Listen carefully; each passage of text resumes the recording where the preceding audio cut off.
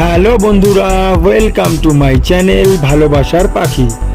আর আজকে আমি কলোনিতে এসে গেছি। আর কেন এসেছি তোমরা একটু পরেই বুঝতে পারবে।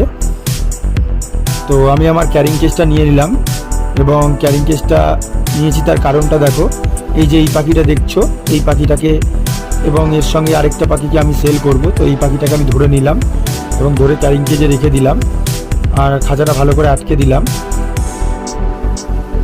এবং আরেকটি পাখি, এই একটি পাখি, এটাও আমি সেল করব।